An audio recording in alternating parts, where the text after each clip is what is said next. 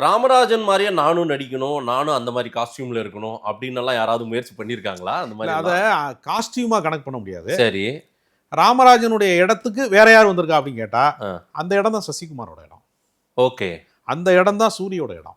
ஆ. ஒரு கொட்டுக்காளி மாதிரி ஒரு படத்துல சூரி நடிக்கிறாரு. ஆ. ஒரு கிராமத்துல வந்து ஒரு பிள்ளைக்கு வந்து பேய் பிடிச்சிருக்குன்னு ஒரு ஆட்டோல கூட்டிட்டு போய் மந்திரிக்கிறவனை போய் பார்க்குறாங்க. ம். அது கூட்டிட்டு போற இடத்துல அந்த பிள்ளைக்கு வந்து என்ன நடக்குது? அந்த புள்ள வந்து ஒரு நம்ம நமக்கான முறை புள்ளைய வந்து கல்யாணம் பண்ண விடாம பண்றாங்க. ம். அப்படின்னு ஒரு கிராமத்து இளைஞனுடைய ஒரு கேரக்டர்ல வந்து கொட்டுக்காளியில வந்து ஒரு சூரி நடிக்கிறாரு.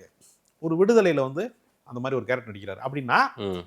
அது ராமராஜனுடைய தொடர்ச்சி தான். ஆஹா, ஆ, ஆ. அது ராமராஜனுடைய அந்த தொடர்ச்சியில தான் சசிகுமார் வருவாரு, ம். சூரி வருவாரு, இன்னும் சிலர் வருவாங்க. ம்.